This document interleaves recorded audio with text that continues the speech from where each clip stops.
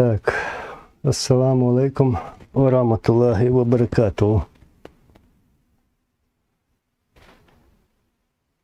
Хази, во-первых, спрошу, как слышно, уточню с голосом, со звуком. Хорошо. Хайрула, ва алейкум салам ва рахматуллах. Дик душа, дик, все хорошо, алхамдулилlah. Все нормально. Живы, здоровы. Дмитрий, потому что так получается, ва алейкум салам. Так вышло, у меня только в это время как бы получается дела и все такое.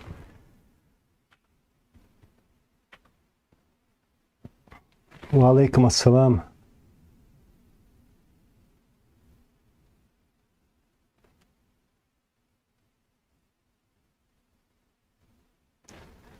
Ва алейкум ассалам. Сейчас подождем людей чуть-чуть так. Дистхардук вайда мула.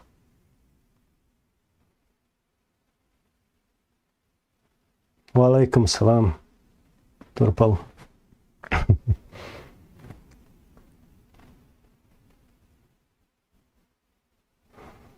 Хайрула, алхамдулилlah, все хорошо. У меня, да, некоторое время я не мог выйти на связь. Вот. Да, за это извиняюсь. Варяг, да. Пока в здравии, силы есть. Вот. Спасибо. Привет.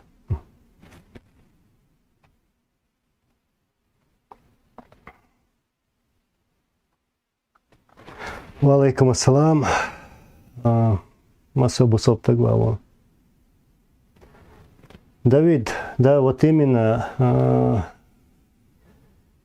сегодня я вот хотел выйти по этому поводу на связь, в эфир, как бы вспомнить эти дни, тяжелые дни для нашего народа, потом для наших народов, скажем так, потому что пострадали не только чеченский народ, да, но и наши братья, наши соседи.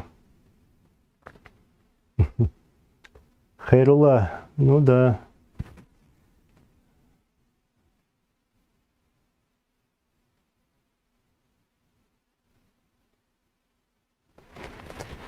Масобу салтак войль акраман.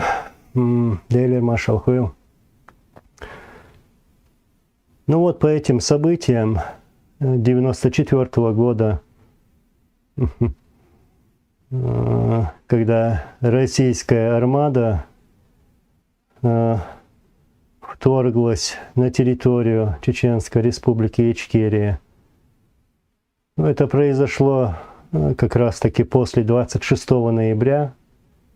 После 26 ноября, когда около 100 танков, скажем так, вошли в город, и почти все, буквально за пару часов все эти танки были уничтожены. Но не подумав, они вторглись в очередной раз, как бы, чтобы отомстить. Ну, скажем так, ради реванша.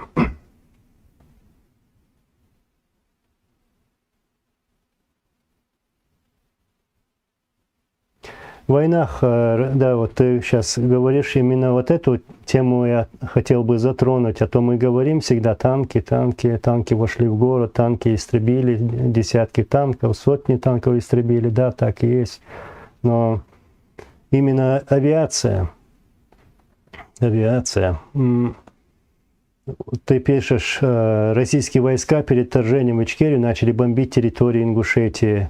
Да, Ингушетию тоже бомбили. И даже до официального ввода войск на территорию Чеченской Республики Ичкерия 11 декабря они бомбили нашу республику.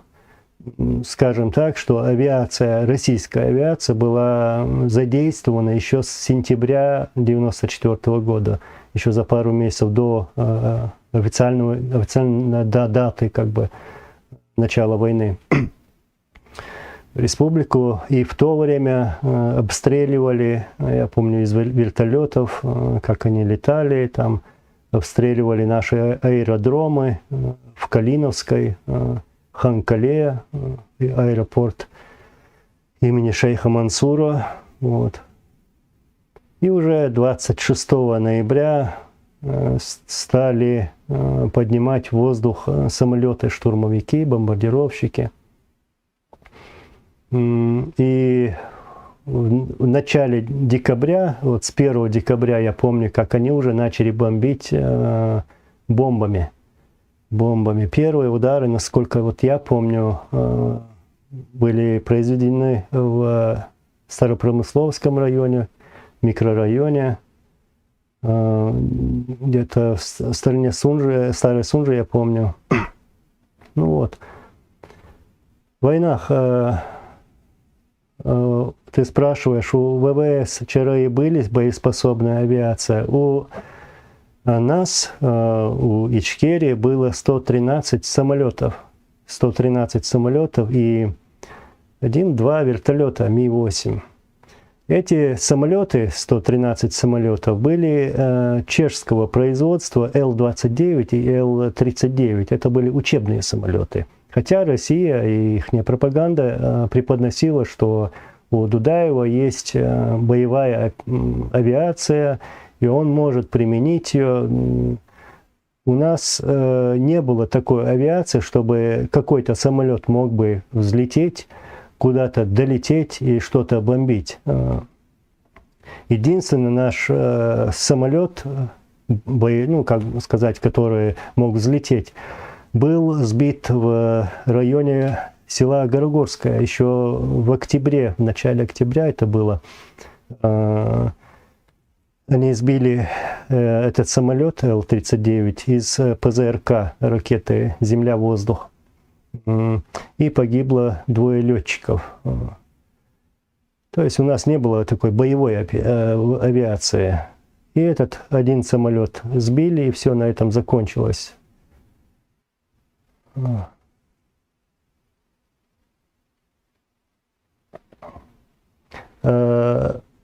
Хайрула, вот ты пишешь, Анзор, после того, как аэропорт в Грозном разбомбили, Дудаев сказал Ельцину или Грачеву, что встретимся на земле. Он это телеграмму отправил Дейнекину, Петру Дейнекину, главнокомандующему ВВС Российской Федерации.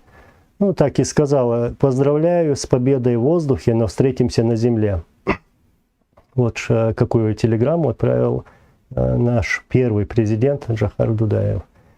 После того, когда они, эти самолеты, начали бомбить город, нашу столицу, и первые жертвы были именно мирные жители. Ни один военный человек, ни один боец, наш воин, не был ранен, не был убит этой авиацией. Первые бомбы падали на мирные дома. Погибли мирные жители. Поэтому и Джохар вот такую телеграмму и отправил. Ва алейкум салам.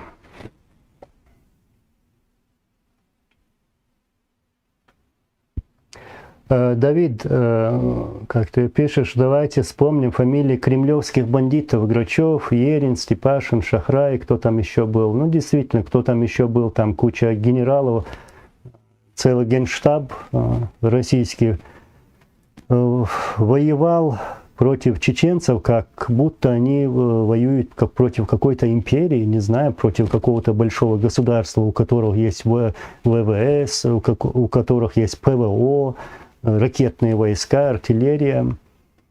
Они все воевали против вот горстки людей. Мы даже не успели создать такую боеспособную армию. Ну, какую армию создашь, когда были такие провокации, тем более с таким оружием, которое у нас было.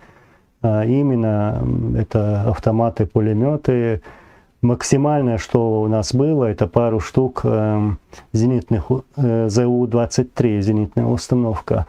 И было за всю войну, как я помню, было только пару ракет «Земля-воздух», ПЗРК, «Стрела» и «Игла». Никаких «Стингеров» там такого не было. Хотя Россия всегда как бы говорила, что у чеченцев есть такое оружие, что чеченцы хотят применить такое оружие.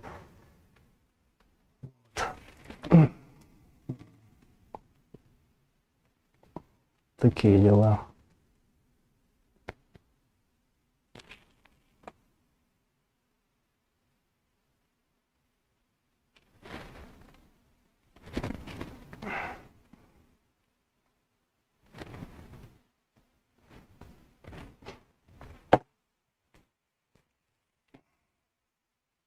Сейчас я вернусь. Я, может, где-то что-то пропущу, я извиняюсь.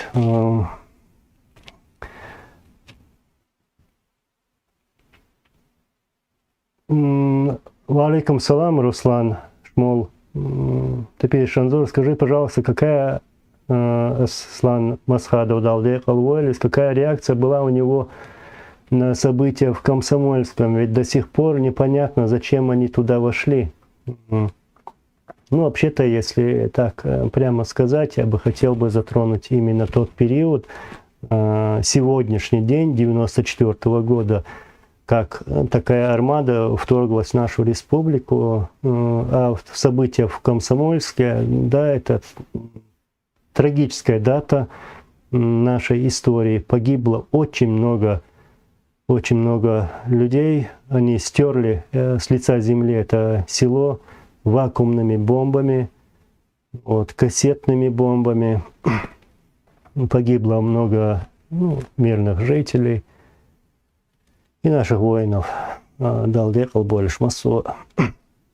Почему они, зачем они туда вошли? Ну да, я тоже могу как-то сказать, почему с таким количеством вошли в одно село, в один населенный пункт. Вот что я могу по этим событиям сказать. Ну, вспомнив это село, вы, наверное, все тоже, многие помнят, как в январе недалеко от этого села двое-трое человек пошли в лес и привели оттуда десант. Там человек более 30 было точно, сейчас я не помню, сколько именно. Вот. Такие события.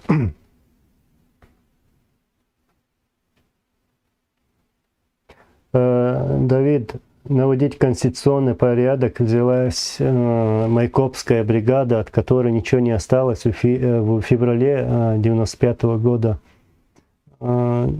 Не только Майкопская бригада, эта бригада была полностью уничтожена со своим командиром. Там, кажется, фамилия Савин, его фамилия. Вот. Город был полностью блокирован. Единственный один путь был оттуда туда войти, выехать. Это, скажем, чуть восточная часть, пригородная. А так город был полностью блокирован. Все войска, которые у них были, стояли на Терском и Сунжинских хребтах. Вот эти грады, ураганы, смерчи. Их артиллерия была нацелена в город, которая поквартально стирала этот город с лица земли. И вы сами помните, в каком состоянии он был после этих событий, после штурмов российской армии нашей столицы.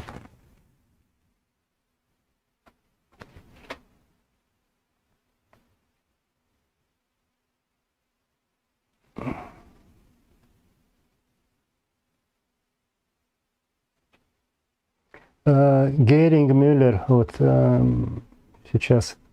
Анзор касательно ПЗРК «Игла». Я видео видел на канале Ахмадов.орг, где было около 30 единиц ПЗРК, и называлось это видео «Военный арсенал ЧРИ». Но эти ПЗРК я тоже помню. Все наши ракеты «Земля-воздух» находились в президентском дворце, в подвале президентского дворца, то есть там и был главный штаб, у отца в кабинете. Вот. Но эти ракеты просто невозможно было использовать против российской авиации. Ну, там свои моменты, то есть такая, своего не может стрелять, было такое. Ну, там еще проблемы с батареями, и это проблема. Вот. Как бы, как мусор был. А про то видео, которое ты говоришь, я даже не знаю, я не видел это видео. Может, это со Второй войны, и то на Второй войне у нас столько ракет не было.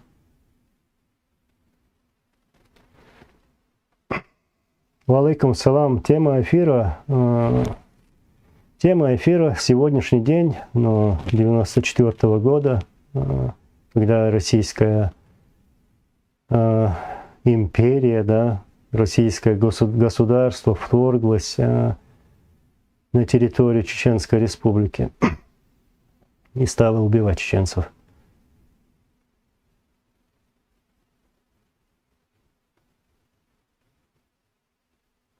Алиев Саид, почему чеченцы между собой враждуют?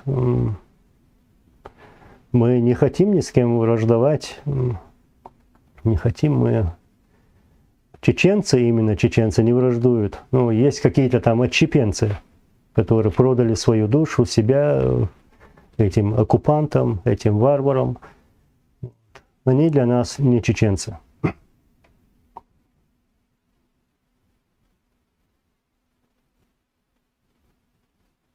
Крокодил под чем-то. Вот. Ошибка была российских властей в том, что ввели солдат в город. Надо было равнять неделю-другую. Ну, а что, не равняли? Вы не равняли этот город? Вы сделали все возможное. Представьте, вакуумные бомбы вы применяли. Ладно, град, но Смерч, ураганы, многотонные бомбы. Вот что вы делали. Посмотрите фотографии, найдете фотографии. Вы этот город превратили в Хиросиму. Вот что сделали. В прямом бою вы трусили и в бой не шли. Вперед толкали свою авиацию, ну, да, все, что у вас есть, которая стреляет издалека. Вот такие вы воины. Воины воевать, что вы с мирными жителями.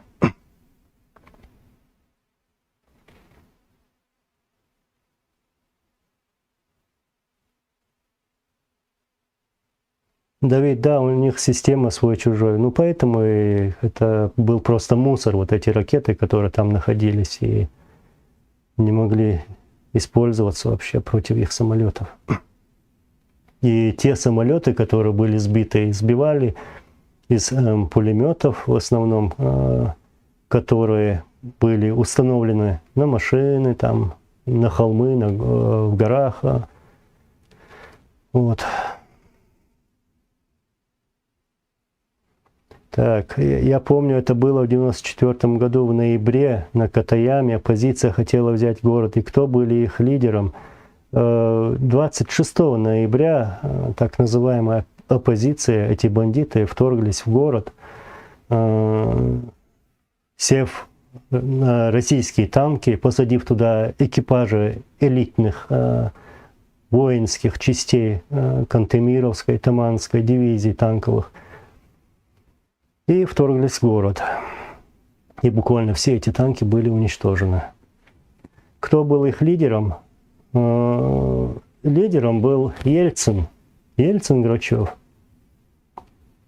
А те, которые вот в нашей республике, да, это был Авторханов, Гантемиров, Лобазанов. С ними же был Хасбулатов. Вот.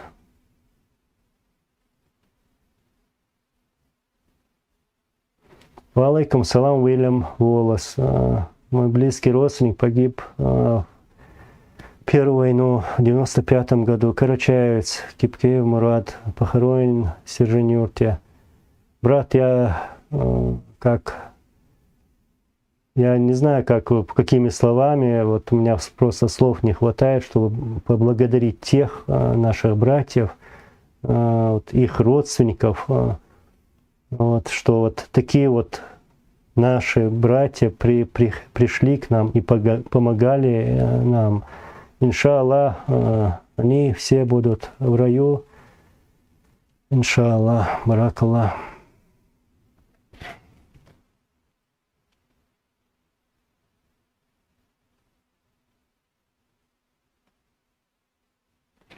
Василий Долготрев. Еще вот ты пишешь, еще хватало наглости по телевизору, говорили, что чеченцы применяют оружие, запрещенное мировым сообществом. Я запрещенного оружия в нашей стороне никогда не видел. У нас его и не было. И нормального оружия не было. Все было то, что оставлено вот, в воинских частях, когда советская армия уходила из республики. И были трофеи, были также куплены у российских офицеров оружие. Они продавали оружие. Вот. А про то оружие, которое они применяли, я могу говорить часами. Вы помните, как они ударили по Шалинскому базару, это был большой базар, когда российская авиация Су-25 бомбили этот город. Бомбы падали на этот базар, и применялись такого типа бомбы. Вот сейчас я название не могу вспомнить, но это были шариковые бомбы. Вот. Шариковые бомбы. Внутри каждого шарика еще маленькие шарики. То есть, чтобы максимально убить людей. И в этот день погибло более 100 человек, мирных жителей.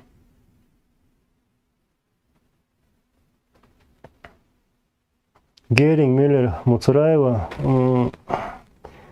я его видел еще с 93-4 года, еще с тех времен помню.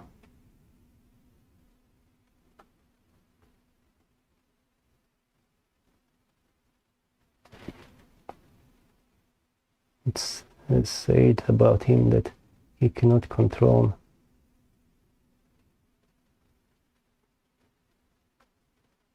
Alper, why didn't Aslan Maskhadov take Basayan under his control? It's said about him that he cannot control him. I don't know, where did you read it? I don't know, really. But it's just nothing. It's not true.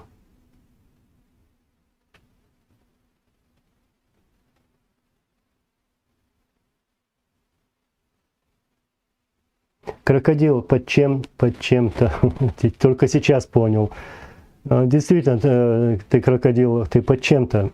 Анзор, ты пишешь, вы свои женщины и детей как использовали, как колонны задерживали, почему за мирными жителями русского народа Грозного спрятались, что в поле не вышли драться. А почему вы к нам пришли вообще? Зачем? Вот и все. Не надо ныть. Ныть не надо.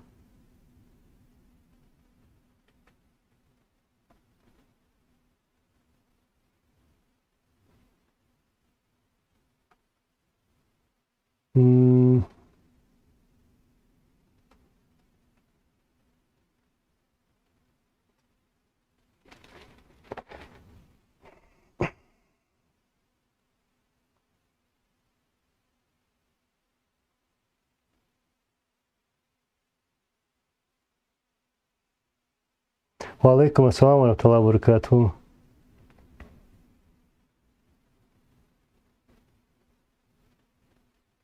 Вы так, вы сейчас про крокодилов. Я чуть подожду.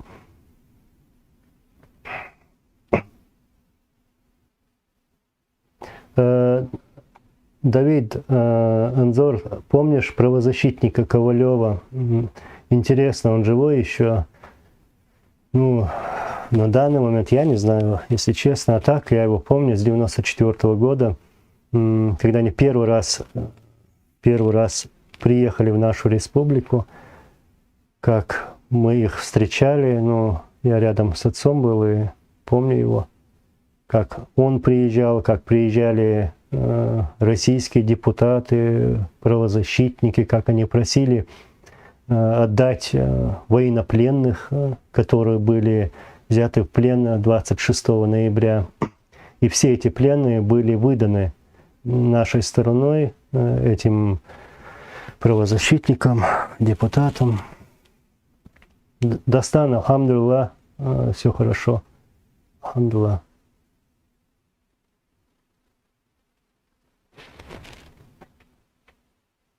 Забари дуаттах саваша хомадавайнира. Я сейчас на чеченском скажу, валая мадаралам целарсун цац белхшдер цац хумшадерк цунерешт гентелдол зайне целаларна.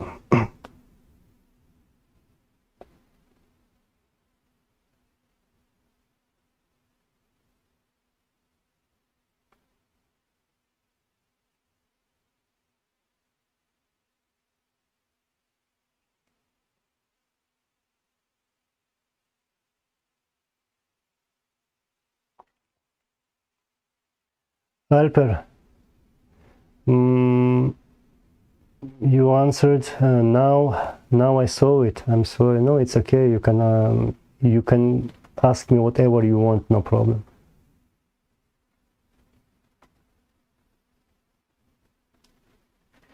Сейчас, секунду.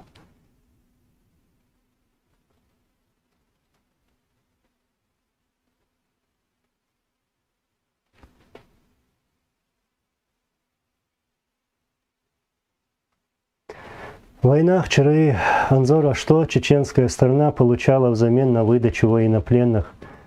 Абсолютно ничего. И это по сегодняшний день вот так не было заценено российской стороной, российским государством.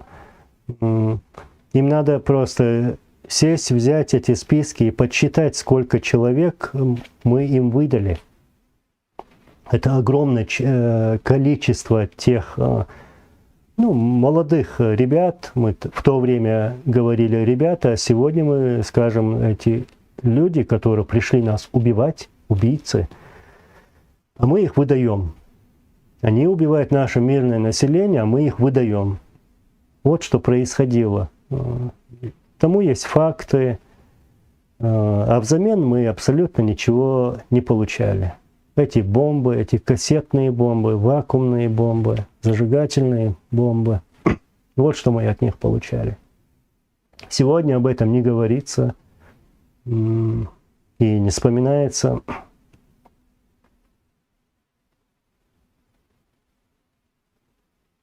Вот даже вот буквально недавно, я говорил о событиях в Комсомольске, на чеченском это село Садик-Котор. Там пару человек пошли в лес по дрова и наткнулись на российский десант, на их элитный десант. И этот десант им сдался, 2-3 чеченцам. Вот, и помню, как этих желобов, вот таких 2-метровых, отдавали. Люди, которые были натренированы годами, это не срочники, которых годами учили воевать, годами учили убивать. Но мы их отдали всех.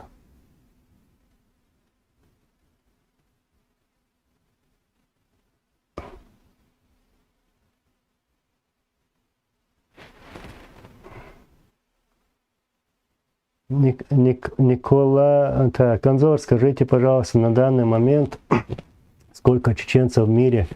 Миллион есть? Да, миллион есть. Но очень много чеченцев выехало из республики и по сегодняшний день пытаются выезжать из республики.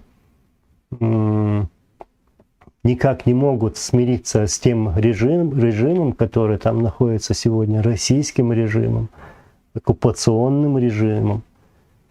Вот. И можно сказать, около половины нашего народа находится на чужбине. Хотим мы этого или нет? Конечно, не хотим. Мы хотим жить на своей родине, мы хотим жить спокойно, чтобы нас не трогали, чтобы нас не провоцировали. Но люди выезжают. А так, хвала Аллаху, наша нация растет, наш народ растет и будет расти. И никто, сколько бы там ни мечтали, этот народ не смогут уничтожить. В этом я уверен.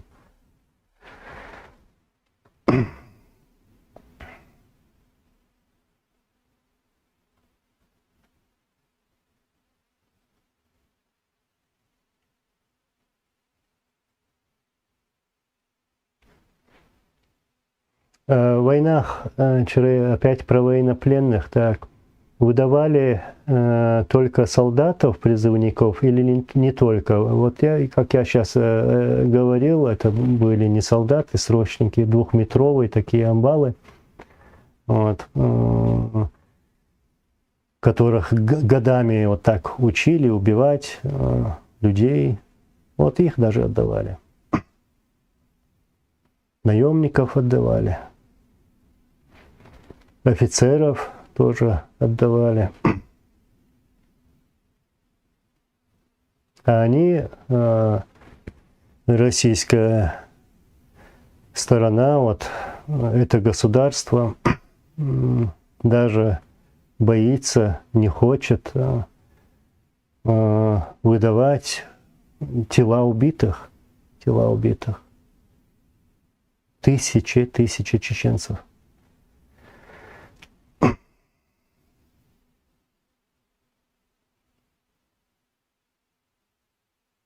Alper, Anzor, how often will such videos be? Are you talking about this kind of video or? Yeah, I will try it. I will try it, inshallah. В войнах Чараи Анзор Аслан пытался как-нибудь выйти на связь с Ахмадом в период войны. Никогда Аслан Масхадов не пытался, не старался, не хотел даже выходить на связь с этим предателем чеченского народа. Он и не смог бы с ним говорить после того, что было сделано. Вот. То есть эти слухи, все это неправда, это ложь, неправда. Никогда не пытался. Но я знаю, у меня есть факты, что просьба, скажем так, даже предложение почетного плена, вот такие связи, обратная связь, то есть пытались и старались и связывались с Асланом Масхадовым во время Второй войны. Предлагали то и другое, почетный плен предлагали, от чего он всегда отказывался. Вот.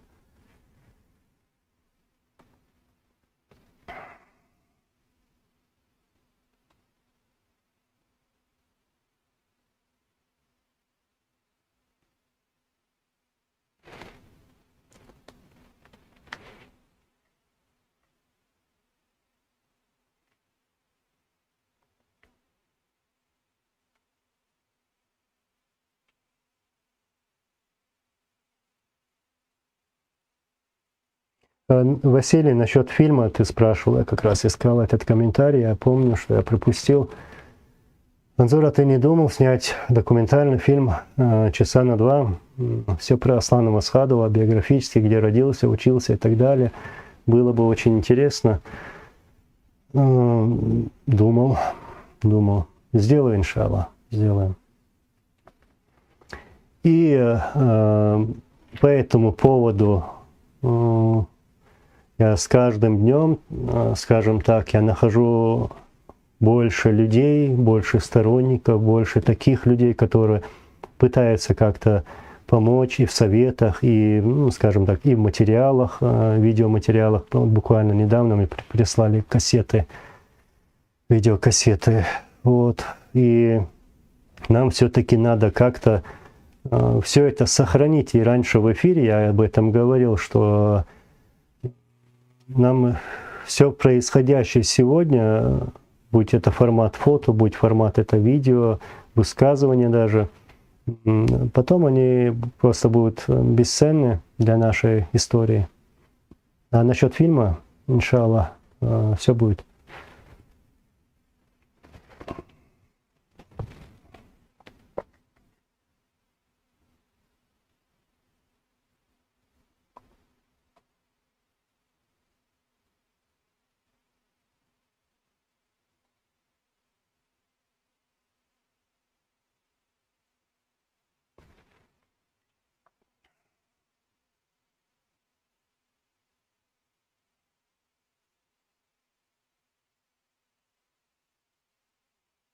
Заур Кантемиров, ты о чем? В отличие от кого? Так. Хайрула, Анзор, а мать твоя далеко от тебя живет? Нет, недалеко, вместе со мной. Вместе со мной. И я поэтому как-то не выходил на связь. Там с вирусом проблемы были. Болела. Так она рядом со мной.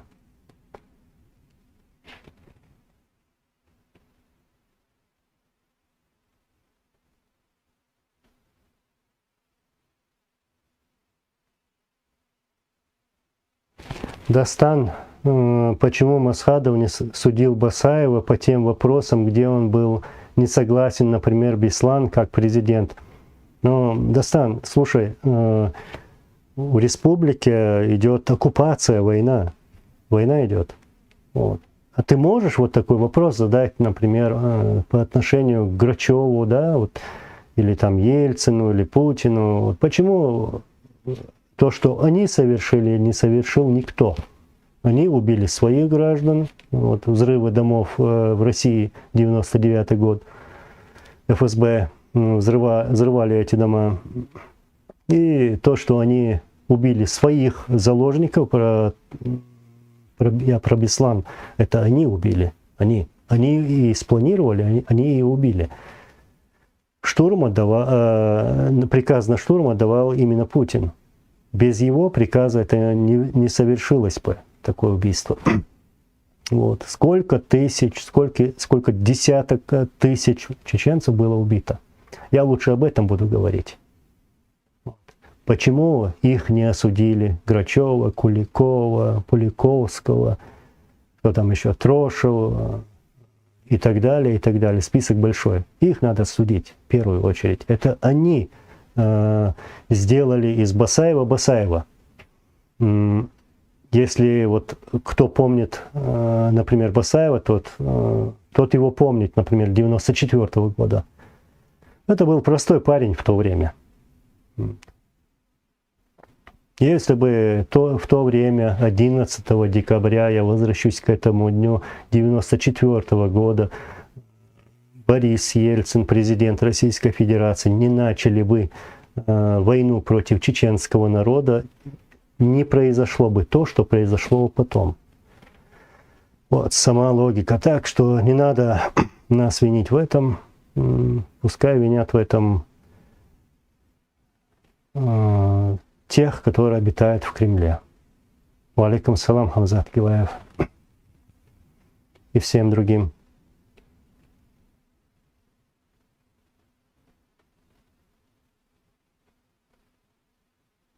Шаманов, да. Еще какой варвар Шаманов, я еще с Первой войны помню.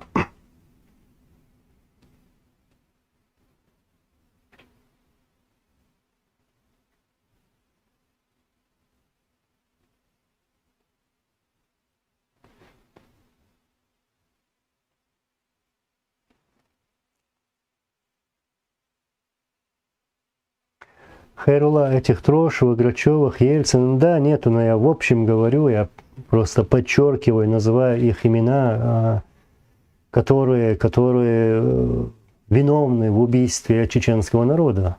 Кто-нибудь спрашивал с них, вот, почему вот ты там Трошев или Грачев или Ельцин убивал наших ребят, посылал на эту бойню, которая нам абсолютно не нужна. Почему-то в то время не беспокоились. Вот. Ладно, мы, чеченцы, нас как бы по их понятиям можно убивать. Мы не люди как бы для них. Но их ребята же тоже погибали в этой бойне. Терпилы. Алейкум салам.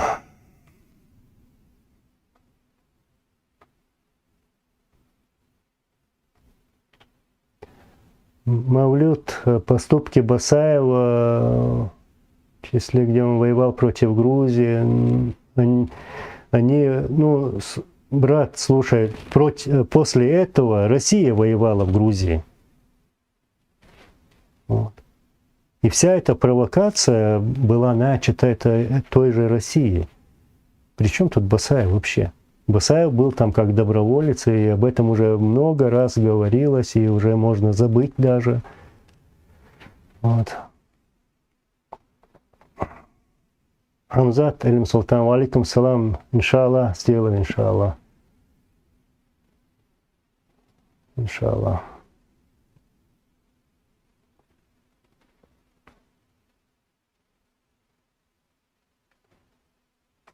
Давид, ну еще Шаманова в других странах принимали вот этого убийцу, который виновен в гибели мирных жителей. Шаманова принимали в других странах, и об этом тоже надо напоминать.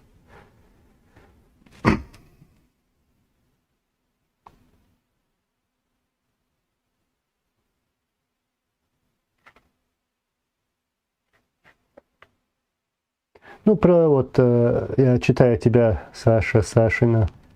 Булата Куджава сказал, что когда-нибудь Басаева поставят так. Ну, ты сказал про Басаева, я еще раз как бы поставлю точку в этом, как из Басаева делали Басаева, да?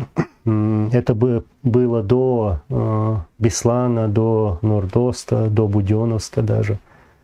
Когда российская авиация прилетает и сбрасывает бомбы на Ведено и убивает его родственников. Сколько там, 11-12 человек, мирных жителей, погибло в этот день. Вот как делали Басаева. Этими бомбами, этими убийствами. Я не оправдываю никакую акцию там, или вообще убийство людей, я не оправдываю. Нет, я противник, но нужно говорить правду. Нельзя бояться этой правды.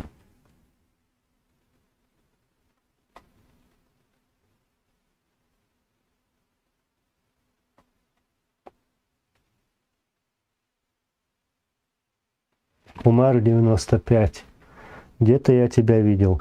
Как думаешь, Чеченская республика, Ичкерия, это экономически самостоятельный регион для того, чтобы существовать сама по себе?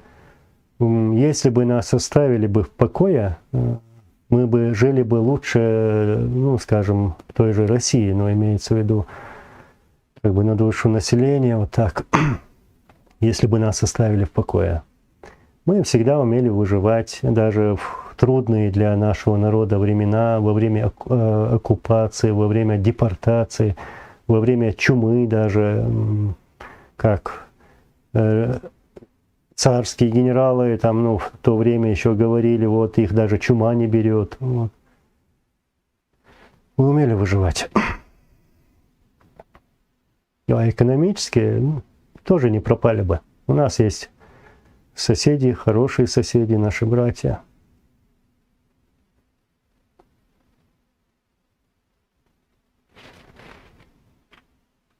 Валейкум салам.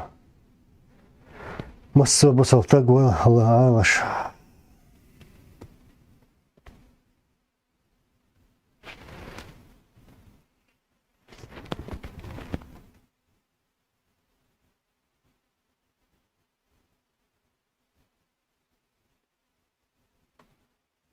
Джахар Дудаев, Дейлер, салам маршал Хуэль. Агало, ты тоже передавай. Салам маршал.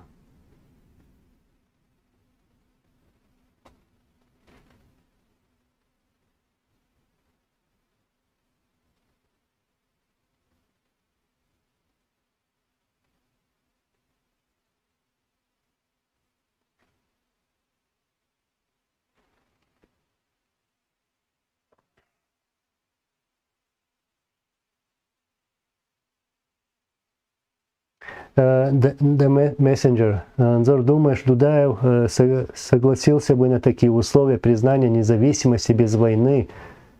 ЧРИ входит в СНГ, в ДКБ и обязуется быть в сфере влияния Российской Федерации, входя в разные договоры, как Беларусь, Казахстан. России надо было думать раньше.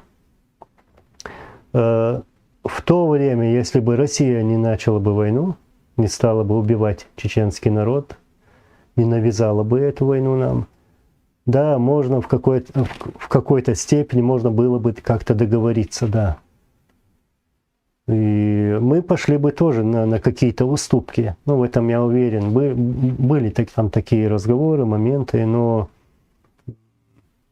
на призывы Джахара Дудаева, я помню, когда вот-вот уже начиналась война, скажем, активно уже после 26 ноября 1994 года, когда российская армия уже начала подтягивать войска на аэродромах Северокавказского военного округа Российской Федерации, было подготовлено более 100 самолетов, штурмовиков, бомбардировщиков, там даже самолеты стратегической авиации были подготовлены.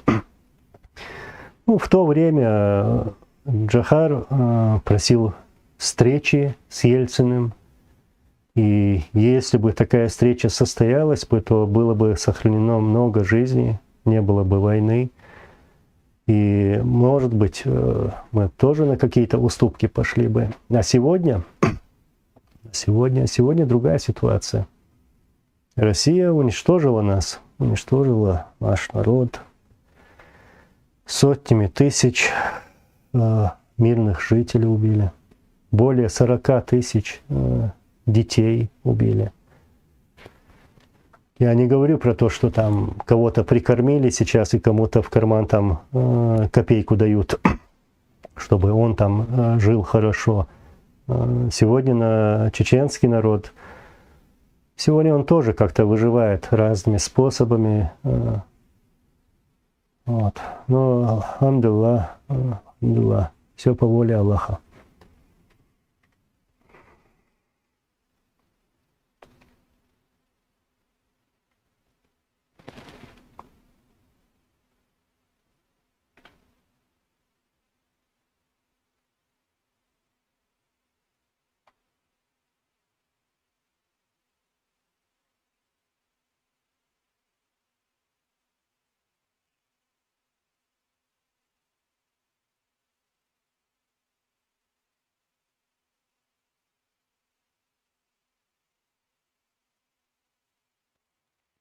Абдулла, Анзор Керла видео шмацхарю. Харю, иншаллах. Иншаллах.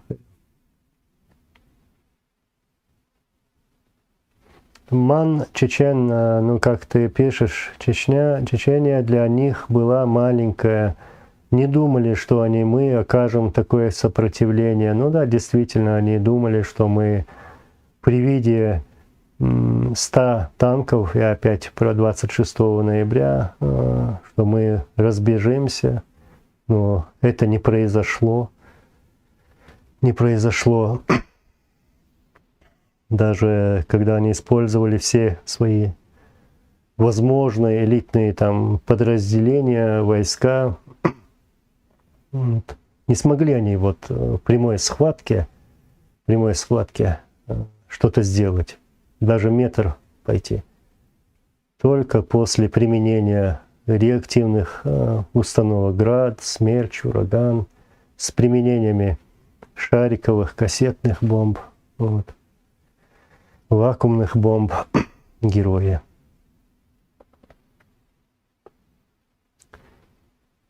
Джерман, Ичкерия будет свободна, иншаллах будет. Иншаллах.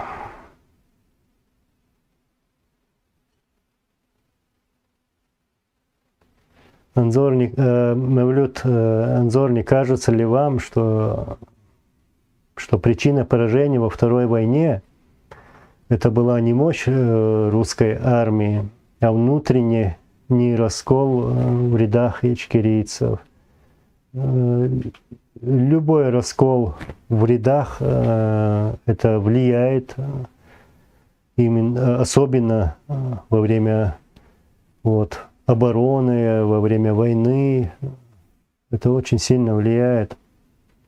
А то, что российская армия большая, и у них мощь такая большая, ну это мы, конечно, и раньше знали. Но я не согласен, что было поражение во Второй войне. Не было поражения, не было. Кто победил? Они по-любому не победили.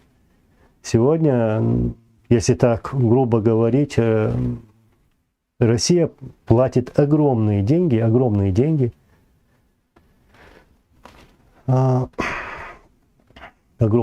которых у них и нету у самих, не давая их в другие регионы, свои регионы, которые нуждаются в этих деньгах, но они дают это одному своей марионетке. Вот.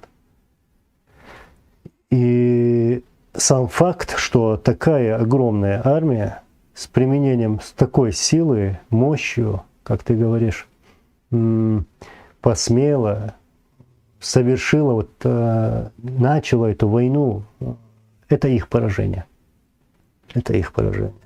Ладно там. Я бы посчитал бы это геройством, если бы они вели бы там 2 полка парашютных там войск, десантных войск каких-нибудь и победили бы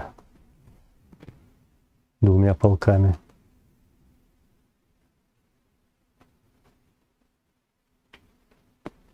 Дик Облос Первую войну Нохчи воевали за национальное достоинство и суверенное государство. Я сразу скажу, я не согласен с тобой. Вторая война стала религиозной, то есть национальное было размыто, потому во второй не смогли сплотиться. Нет, неправда это. Это внушили. Российские спецслужбы внушили чеченцам именно своими провокациями, провели такую огромную работу, чтобы разделить нас, чтобы у вчерашних даже участников войны, Первой войны, было такое мнение, чтобы они могли сказать такие слова. Нет, это уже другая война. Это не та война, которая была раньше. То, что ты сейчас пишешь. Какая разница? Тот же российский сапог, тоже оружие, Кремль тот же, но методы просто стали более коварными, жестокими. И по-любому,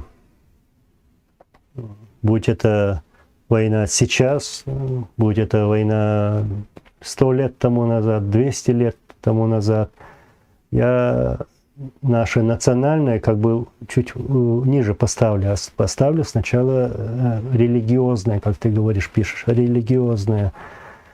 Наша религия нам говорит, что если оккупант входит на нашу территорию, и ты должен встать против этих оккупантов или с оружием в руках, или даже с мольбой делать дуа, или со своим карманом, или с ручкой, тетрадью, вот, всеми методами, да, противостоять вот этому оккупанту. Вот. И что я хочу сказать, это то, что ты говоришь, религиозное, это священная война. Как мы говорим, газават, так как на арабском, как оно и есть, джихад, защита своей земли. Так что я разницу в первой войне, во второй войне абсолютно не вижу. Да, они учли какие-то там уроки, ошибки и пришли отомстить, навязали нам вторую войну, обвинили нас во всем, во взрывах домов России, хотя они это все сами сделали, и эта провокация со спектаклем, вот, поход в Дагестан, да, это тоже они спланировали, нет нашей вины в этом. Чеченцы туда не вторгались. Вот.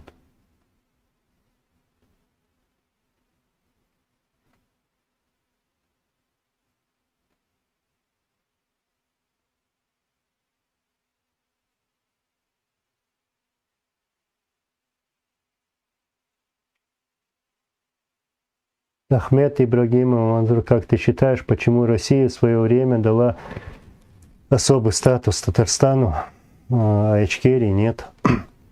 Ну, из-за нашей истории, наверное.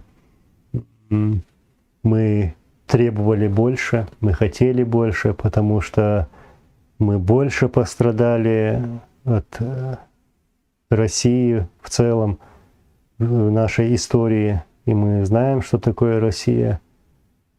И мы хотели полностью и хотим вообще отойти от этого государства. Да, какие-то соседские отношения, не более. И поэтому мы требовали полной независимости в то время.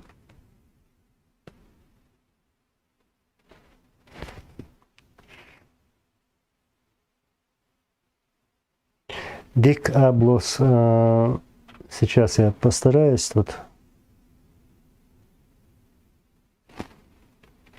И есть точные данные с 11 по 31 декабря. Россия сосредоточила вокруг Грозного 39 600 личного состава и 4600 единиц ударной, боевой техники.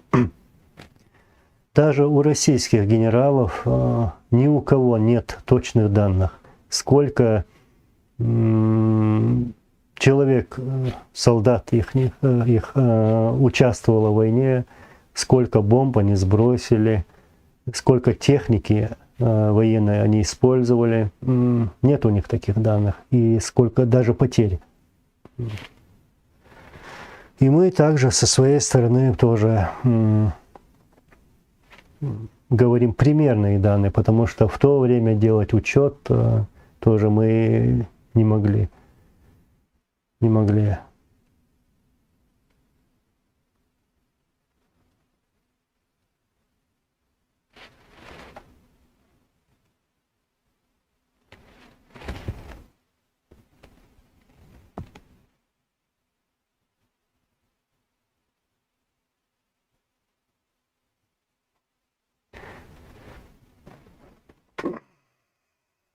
Давид, я тоже и с тобой не соглашусь, что причины поражения во Второй войне, я это поражение принимать не хочу. Я скажу, это победа все равно чеченского духа. Воевали столько, сколько смогли, и те, которые воевали, отошли именно из-за таких методов, из-за их подлых методов, когда они, эти оккупанты, начали прибегать к таким методам, когда они трогали наших близких, родственников, вот за самое больное, матерей, сестер. Вот где мы победили, где победил чеченский дух. Когда им пришлось из-за своей безысходности вот, пойти на такие методы войной, вот, они ничего добиться не могут, но пошли на такую подлость. Едарпас.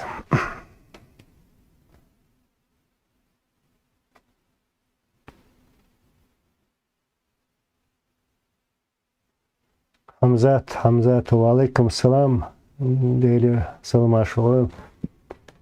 Aynısını götürdüğüne мечванир победа близка, иншалла, иншалла. İşte цумдерсенен, могущуюш больницы или кайца цумшвелш işte, та нистелер sayar.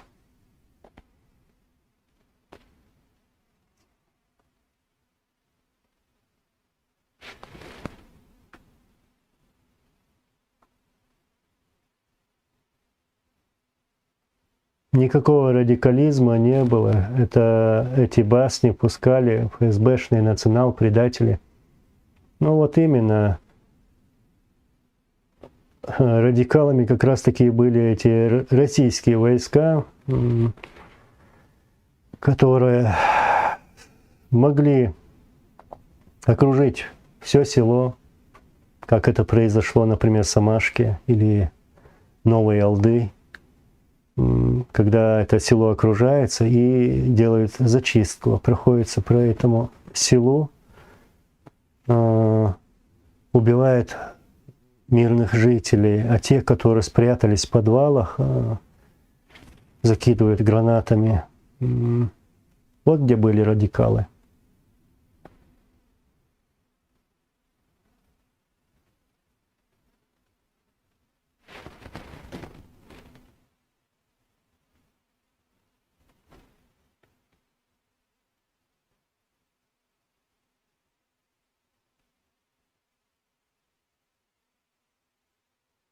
Так, Ахмед Ибрагим Манзор, как вы считаете, в годы независимости, в межвоенный период, ты, наверное, про 96-99, да? Ичкерия не шла по пути Сомали и Афганистана, медленно идя к гражданской войне. Но в Кремле мечтали, что мы, чеченцы, как бы начнем внутричеченскую войну, гражданскую войну. Они этого и добивались. Именно с начала с конца 96-го года. Они старались всеми способами, всеми видами провокаций, которые они совершали на территории нашей республики, довести нас до гражданской войны, чтобы мы начали убивать друг друга, а потом уже свободно прийти, как бы наводить порядок и этим самым покорить нашу республику. Но когда они поняли, что мы эту войну не начали, даже после таких событий, которые произошли в 98 году летом, осенью в Гудермесе, мы смогли договориться. Да, мы стреляли друг друга, но мы смогли договориться, прийти к миру. Вот. Там Кадыров тоже руки приложил, чтобы эти группировки начали воевать друг против друга. И все это было выгодно России. Чтобы начать вторую войну, как я сказала, чтобы они смогли прийти к нам как в качестве миротворцев уже. Но нет, когда они увидели, что мы не стали воевать, то взорвали свои дома, что-то замутили с Дагестаном, вот именно как будто чеченцы вошли в Дагестан, замутили с этой идеей. Вот. Так начиналась война.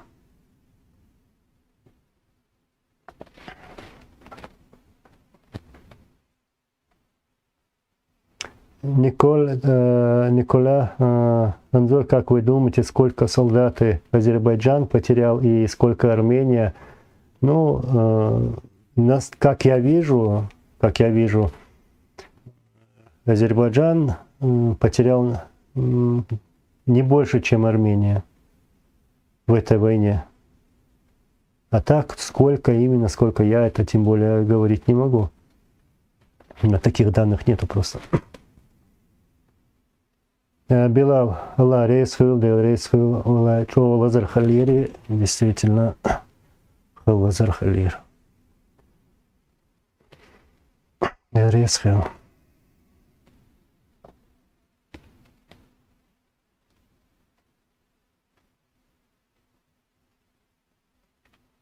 Же Франц Кадыров изначально была заложенная бомба, он ждал своего часа просто. Ну, я понял, о чем ты, что это был проект, российский проект, кремлевский проект. Да, действительно, так оно и было. Роман Метро, спасибо, брат. Они наши герои. И Джахар, и все другие, все остальные, мы никогда их не забудем, иншаллах.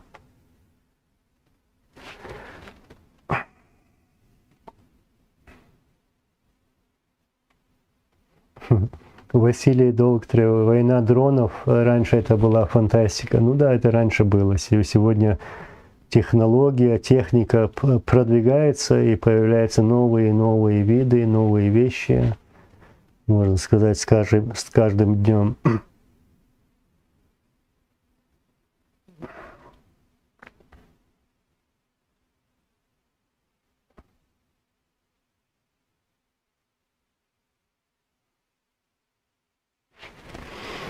Да.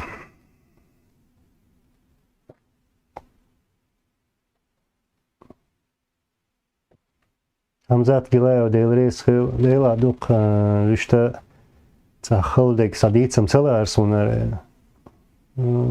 Haldeg онкологию, последняя стадия, хотя ar vīrusu skata izstāts.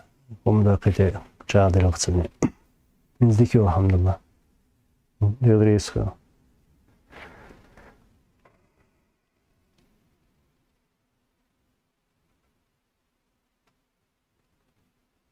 Hüseyin Şatoya, Valeykum salam Savaş. Allah reizhil, masera dolce na vazut hobul. Valla beits konğan bonvay. Derbuk. Юж битсвое ищет.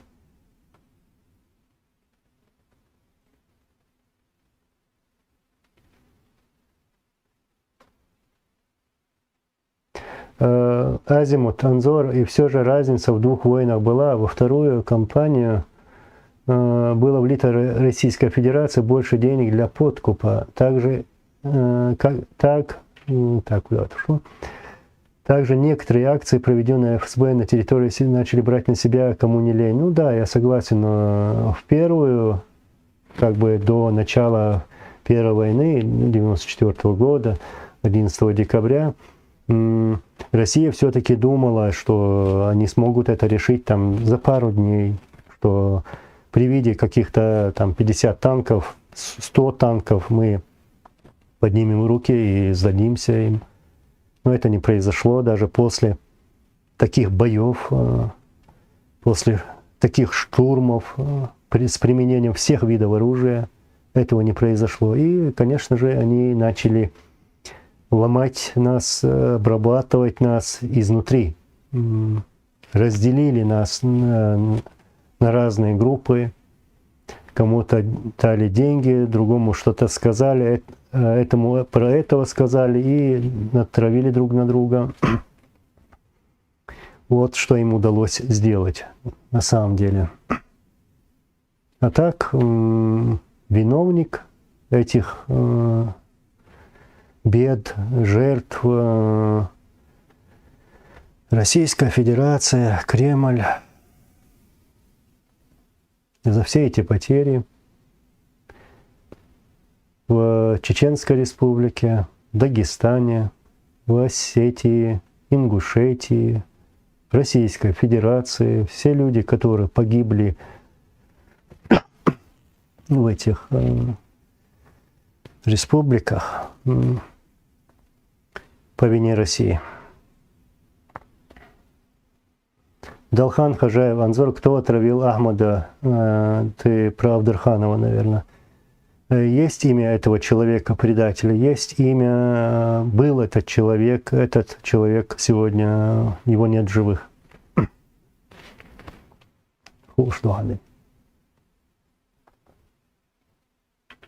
Тут один вопрос, я очень медленно, наверное, иду, да, с вопросами, ответами. Будет ли третья чеченская война? Ну, вот вообще нету в истории такой войны, чеченской войны. Есть русско-чеченская, или, скажем, можно назвать ее российско-чеченской войной. Но нету ее чеченской вообще нету этой войны. Нету. Я понимаю, если бы там где-то в какой-то стране внутри они сами воевали бы, как Кремль хочет это преподнести миру. Вот так они ее и называют. Не из-за нас это началось, а из-за России. Россия к нам пришла, Россия начала бомбить, российские бомбы, российские танки, ракеты, снаряды. Вот. Так что российско-чеченская война. А насчет вопроса, третья будет или нет, все зависит от России. Вот. Она начинала первую, она начинала, и, ну, скажем так, продолжила, ну, мы так и говорим, начала вторую войну. Это на их совести.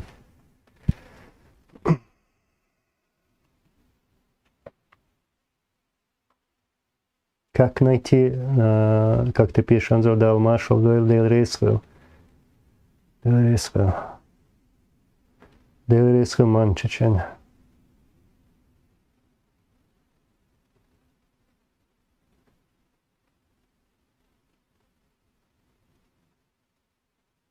Леди 1974 Дейл Рейсвелл.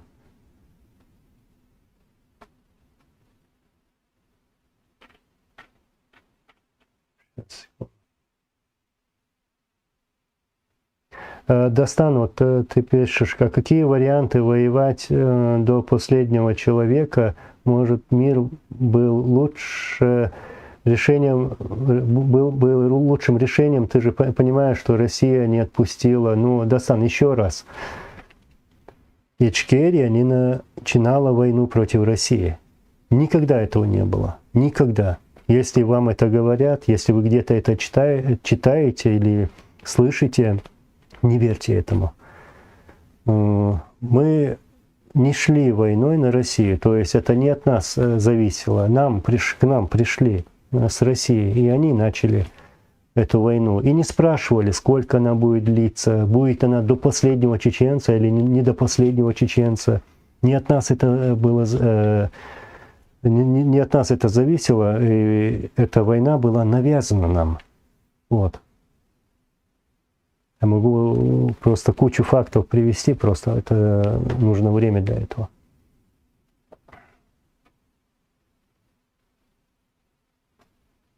Мавлют, да, вот ты пишешь, во Второй войне русские больше играли на религиозном факторе, провозглашая на весь мир, что Чечня — это логово международных террористов.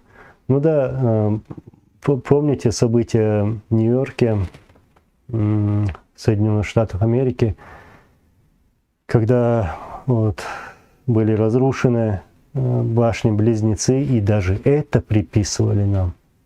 Какой-то Шабалкин появлялся на экранах телевидения и говорил, вот, ну, есть такие материалы.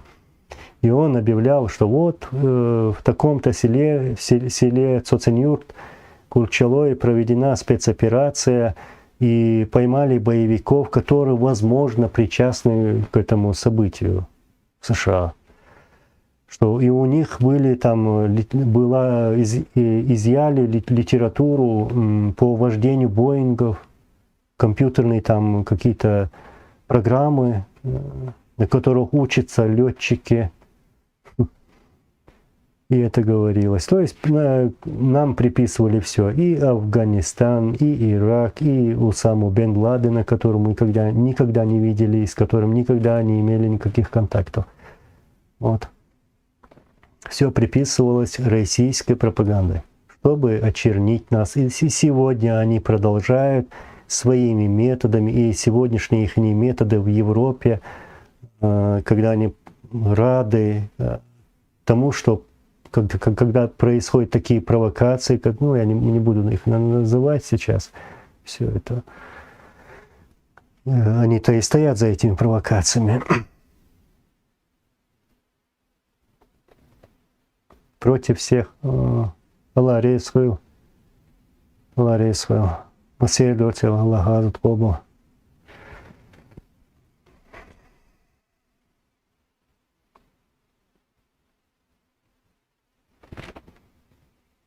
Ва алейкум ассалам. Вели машалыл.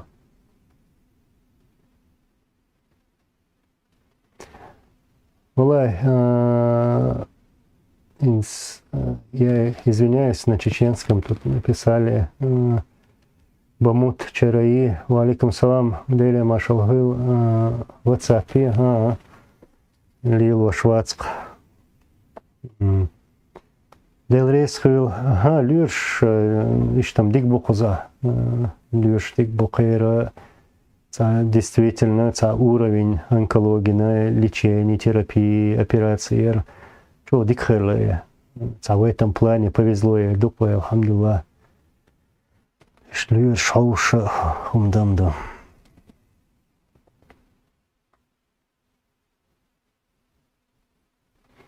Из Наур Мальцага, а правда, что Авдарханова заказал Басаев? Неправда. Это сейчас легко так приписывать Басаеву там, или другому человеку что-то после его гибели. Басаев, Авдарханов, они вместе воевали против оккупантов. И никто не хотел, чтобы умер этот или другое. И никакой выгоды, конечно, я не вижу. Я и некоторые люди знают, кто именно убил Авдарханова. Я об этом уже говорил. Этого человека нет живых сегодня.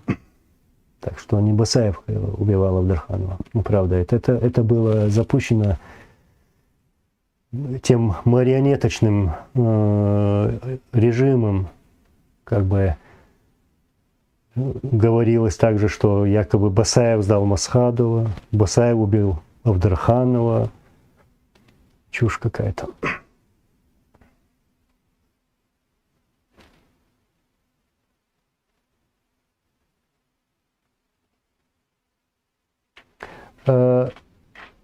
Сейчас извиняюсь, что так медленно. Мавлют, оказывается, ты пишешь, оказывается, русские еще тогда использовали яд новичок, когда отравили Авдарханова и Хаттаба. Они многих отравили. Даже в священный для мусульман месяц Рамадан они отравили наших воинов. Я даже выкладывал здесь на этом канале, у меня есть видео, где Масхадов говорит, наш президент говорит про эти события, как его даже хотели отравить, как Трошев хотел Масхадова отравить. Вот. Хамзат Кило Дейл Рейсхил, Аллах Рейсхил.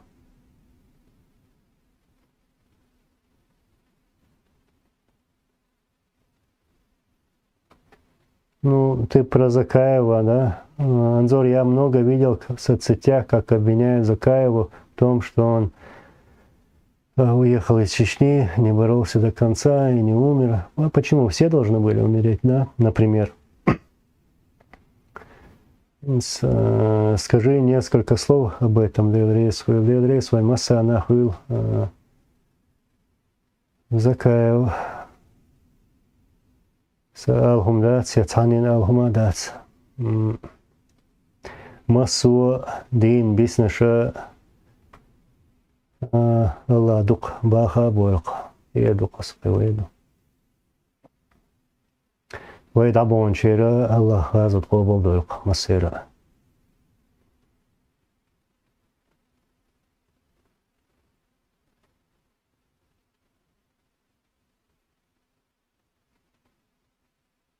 Так.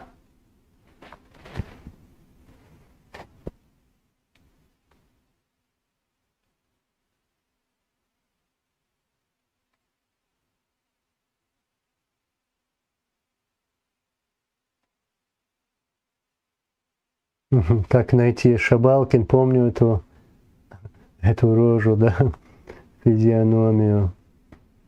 Угу. У меня есть там его материалы тоже, просто руки не доходят до него, до Шабалкина этого. Я просто удивляюсь, вот человек, как он может позволить себе, без разницы, какой он нации или там религии относится, как человек может врать, тем более взрослый человек, ладно, дети там. Удивляюсь.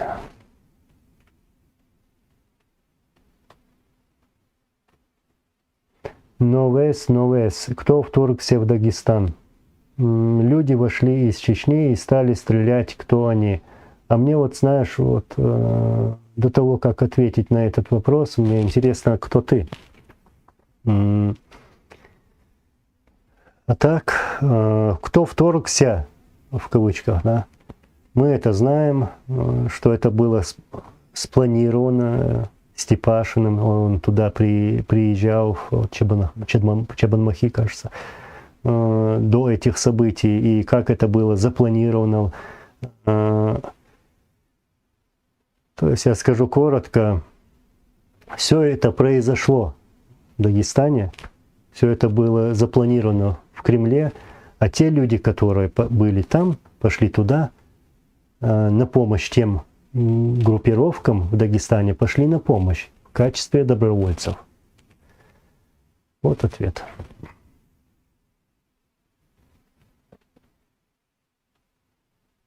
Хамзат Кило Дел Рейскую, Жоптел Рас. Рейскую.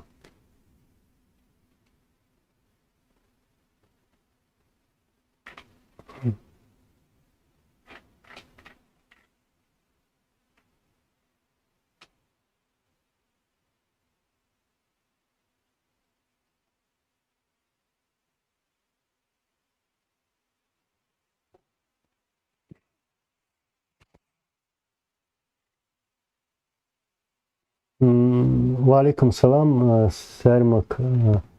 Насчет Бабицкого сказал, что у Ахмеда Баснукаева были проблемы с Русланом Асхадовым, да, Лазат Обалдольцем. Правда это ли? Мне интересно, когда Бабицкий сказал это. Я просто первый раз слышу про это, что... Хотя я Бабицкого слушал всегда. Ссылки айта, вышли ссылку, мне интересно, потом я тебе могу сказать это. Хамзат Гилаева, Анзор Навасты, Бойхом Уля. Шудукса Навасты, не то что Навасты, Вежри, Алла Рейскушу Масана. Анзор, как ты оцениваешь личность Арби Бараева? Аллах газу ткобал дальцун. Вот так.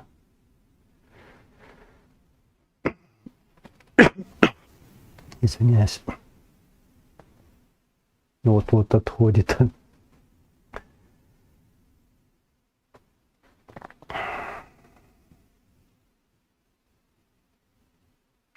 Так.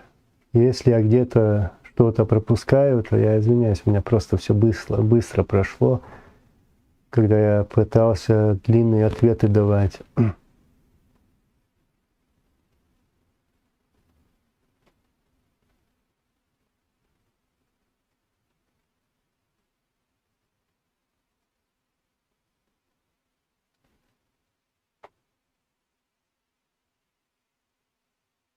Rab Allah, Alper, yes, I can see that that you are asking about R&D in 19th, but I don't know what you mean.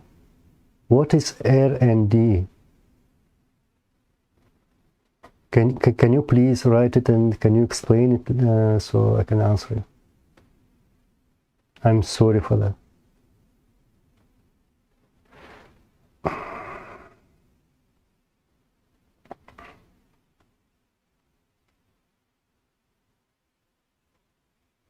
Как найти?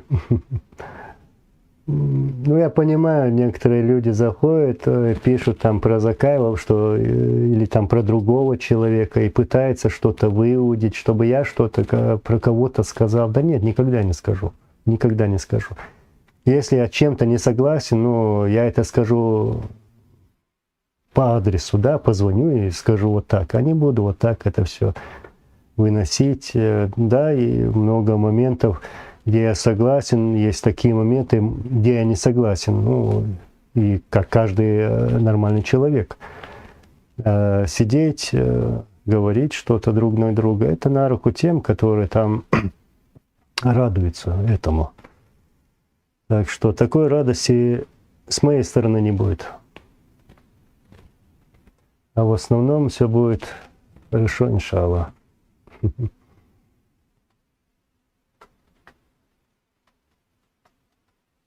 Далхан Хожаев Анзор Аслан специально говорил фамилию не Трошева, а Трешкин. Он говорил Трешкин. Действительно, он таким и был.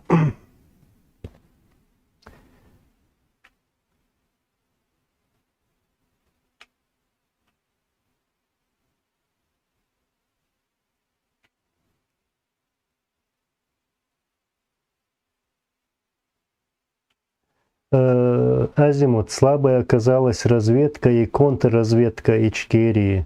Пусть по сути несостоятельно. Необходимо было взять пример у евреев, как они поставили работу Моссад. Но насчет у кого-то брать пример, да нет, почему?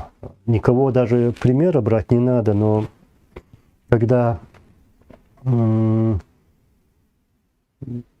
вот начальником наших спецслужб в то время был назначен Хултыгов Ибрагим. После того, как убили его родного брата, его поставили. И то по просьбе жителей его села, там других начальников наших, ну, имеется в виду командиров, амиров.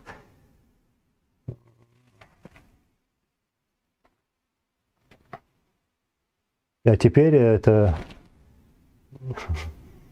человек находится под их рукой, под рукой Путина. Как в Норвегии относятся к чеченцам? Ахмед Ибрагимов. Да не только в Норвегии, по всей Европе к нам нормально относятся. Это не Россия. Даже, как сказать, нет таких понятий, там, черномазый, да, не русский, как там еще говорят они, больные люди. Живем спокойно, никто не трогает. Было бы хорошо, если бы российские провокаторы и подконтрольные им люди были бы в стороне от нас, чтобы не посылали своих провокаторов сюда, чтобы эти провокации не совершали бы. А так чеченцы живут хорошо, очень хорошо даже. Кто-то учится, кто-то работает, продвигается. Ну вот и живут до хороших времен. И, иншаллах, в один прекрасный день люди вернутся домой, на свою родную землю. И еще раз хочу подчеркнуть, что выехала где-то по нашим подсчетам, ну, половина нашего народа.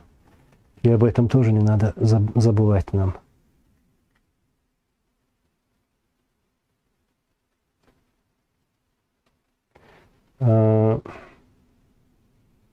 Так, сейчас я в войнах ногчу. Сегодняшняя для кого-то больная тема.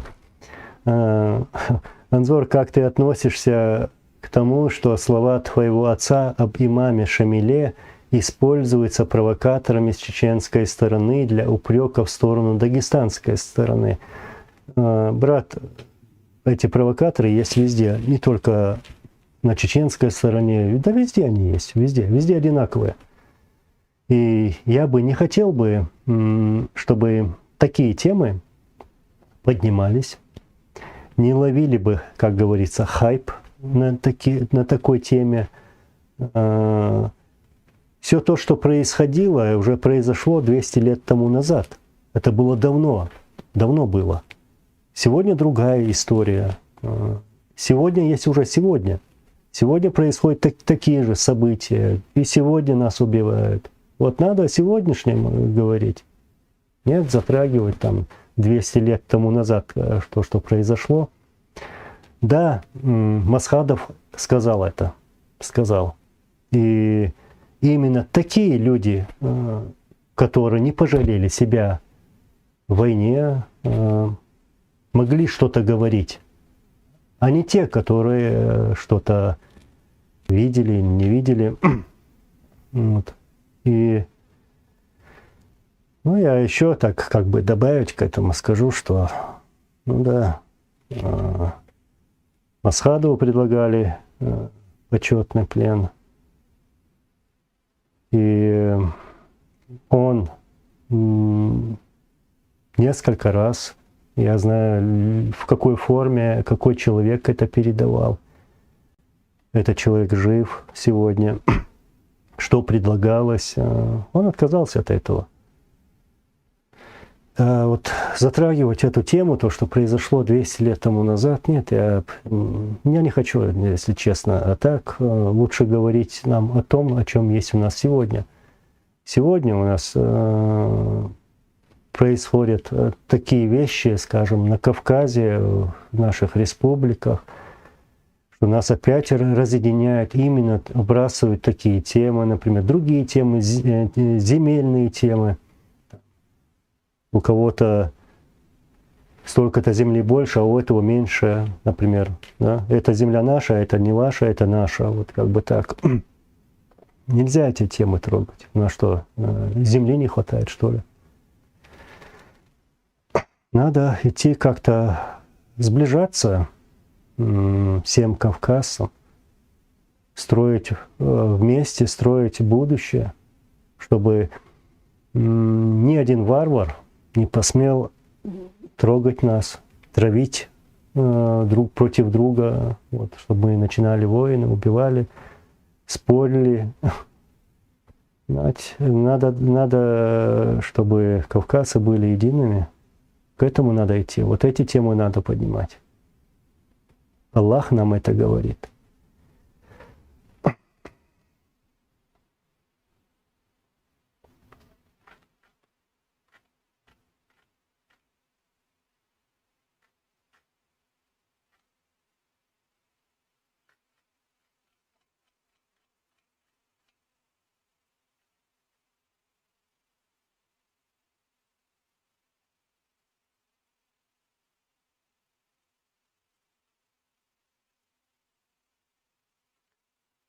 Сейчас, секунду, Собрила.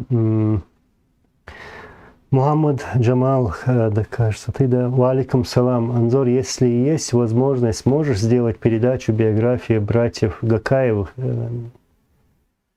Так, да, было бы хорошо. Я бы хотел бы поговорить с теми людьми, которые в последнее время, до последних там, дней находились рядом с Гакаевыми, Аллах и с другими, например. Сначала.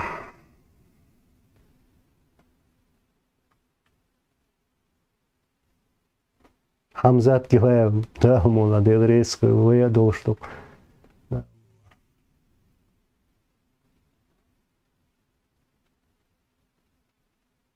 Aptios Damirov, walaikum salam, Allah rezkuju. Abdullah,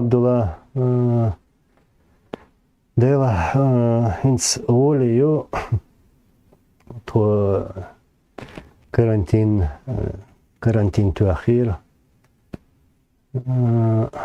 Ins mokšala dike, alhamdulillah, больнице Рарехану.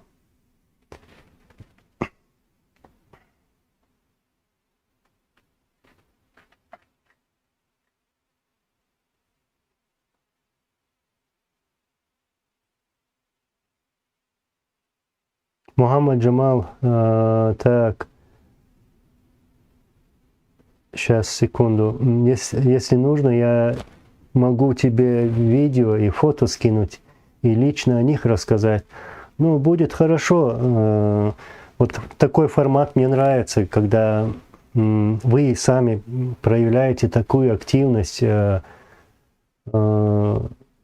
Есть вещи, которые я от вас должен брать, есть вещи, которые я не могу знать, например, биографические данные или так далее, и так далее, и так далее. Если есть видео, например, если вы предоставите это, то можно сделать такой формат, как ты спрашивал, так как ты говорил. Буду рад, иншаллах, сделаем. Иншаллах.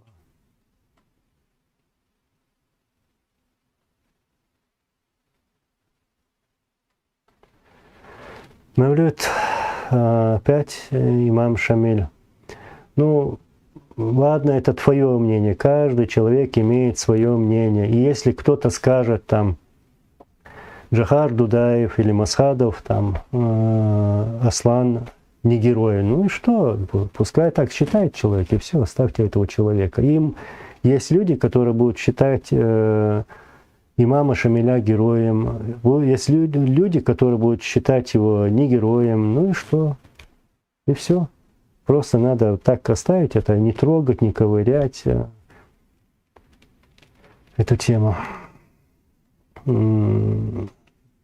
Анзор, знаком ли ты лично с Арсбин Абу-Бакаром? Чтобы правильно ответить на твой вопрос, да, у меня есть связь с ними. Ва алейкум салам ва рахматуллах ва баракатуху. Массу Абусалтак года Алайлаш, Дейлрейсхил, Рэмбо Юсупов.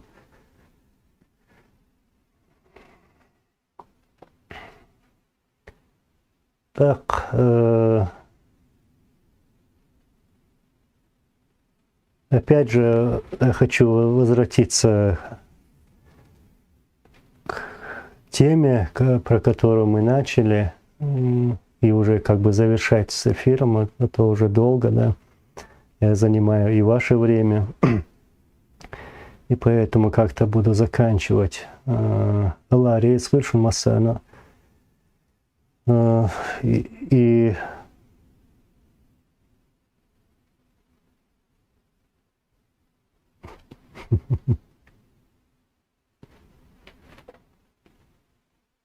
продолжаю читать.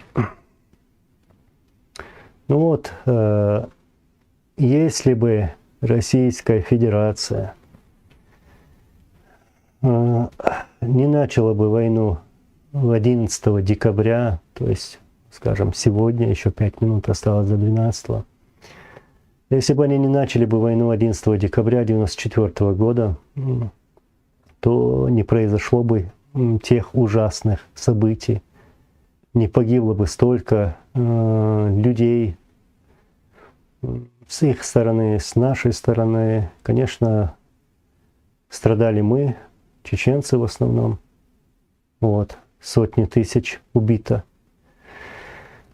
И были совершены некоторые акции, да, и это понятно. И это не произошло бы. Наши президенты, наши лидеры всегда призывали Российскую Федерацию, чтобы они одумались, и призывали их к миру. Citizen of Ichkeria, sobre assim slow da mulayu yazni son haldaca. Svar tadier zoshvoru. Ну вот, коротко так говоря, наши лидеры предлагали мир и были готовы буквально на все, чтобы мир наступил, чтобы не было войны. Вот. Поэтому винить во всем надо Кремль, который отправил свои войска убивать чеченцев, который навязал войну чеченцам. И их ярлыки, бандиты, террористы, как когда-то говорил Аслан Масхадов, пускай вешают на своих генералов. И все погибшие, все убитые в этих войнах, иншаллах, они будут в раю. Аллах азат кобалдусир асира.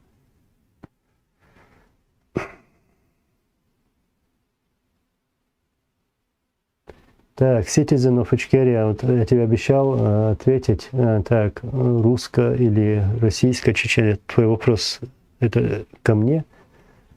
Или российско-чеченская? Ну, кто как скажет. Ну, правильная форма будет, да, российско-чеченская. А насчет парламента, ну, да, ты спрашиваешь, действительно, я не ответил, интервал. Ну, есть люди, которые работали в этом парламенте, есть люди, которые остались, то есть парламент, как бы фактически он существует. И не надо тоже забывать, нужно и напоминать, что много депутатов было убито, много депутатов, начиная от Руслана Алихаджиева и других. Аллах азат побалдалься масира. Дикардов, хорошо. Вот. Действительно, так оно и есть. Логово мирового терроризма. Но то, что они начали эти войны, эти провокации на Кавказе, в Украине, и провоцируют другие там республики, государства, это тоже вина России. Раб Аллаха. Анзор, по-твоему, ну я сейчас буду завершать.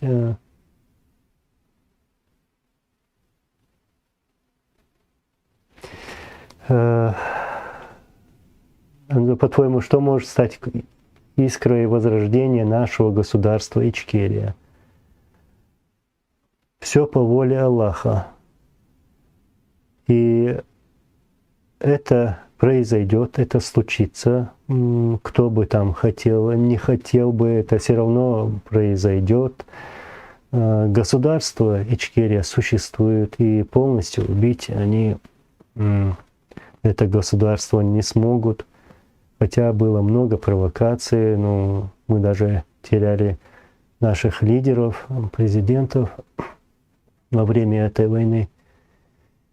Во время Второй войны было несколько их убито. Аллах азут побалдалься масира. А так все остальное по воле Аллаха. Путинский режим, он не вечен. С другими мы сможем договориться или придет время, иншаллах, все перевернется. Кто думал, что... Кто вообще мог бы подумать, посметь подумать, что Советский Союз сможет развалиться, но он развалился. Иншаллах, хайрнахилду.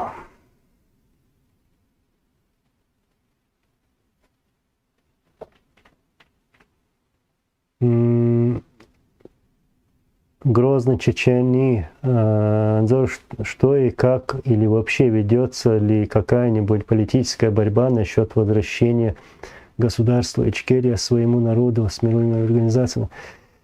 Какая-нибудь информация из Гааги? Так, насчет информации из Гааги нет пока, насколько я знаю. И, конечно,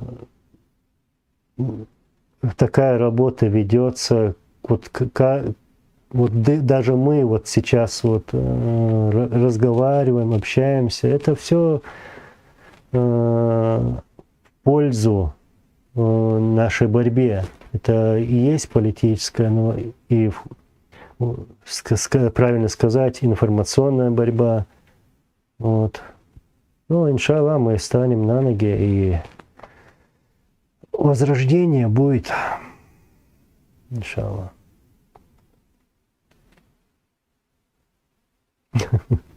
Альпер,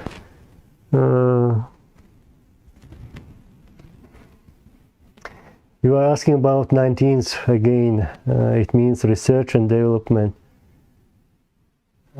It was a difficult time, as I remember. It was. So we just started to build our state, you know. So this is how I can answer you.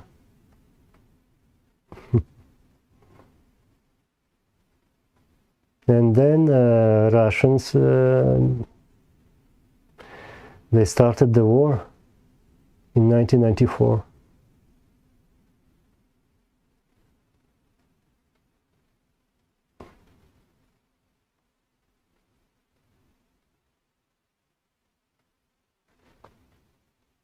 Hamzat Gilaev, Träger Hayvejersker, Zana Kieper Nawastel, Ushihon, Ush, Valari School, Oshie, Vejisan, Inshallah, Hiradu, Hiladu, Khaldishdu, Tsundera, So, Volshu, Hamzat. هنا قيتشانا شون أولي خواتا ميتشا دعوة شون أولا ميوتشوما تشيكوالا волшукшун аларейскую волш это сун юштол науастала инс шуц дагвол шхельчи и докумах яйцу и науастал и дукас ишт аларейскую.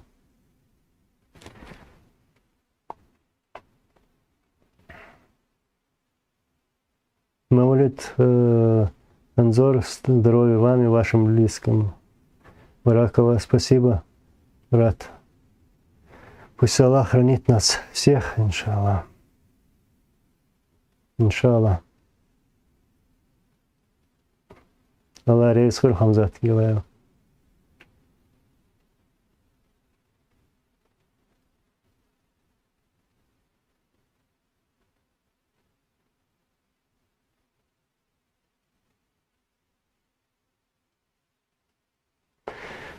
Мне говорят так, Аллах рейсхуил, еще раз, эта дата, я хотел вот выйти с вами так на связь, поговорить, вспомнить эти события. Конечно, я о многом не рассказал, но иншаллах, есть, скоро выйдет передача, видео, так что ждите, надеюсь, вам понравится. Это тоже как бы документальные ленты, хроника и события, которые происходили в 94-м, 95-м в то время. Мегарду. Аллах рейсхуй масана. Вместе мы сила, а не амат сила. Адекер, ассаламу алейкум ва рахматуллахи ва баракатуху. Аллах рейс ван массанаху. Иншаллах, Василий. Иншаллах. До связи.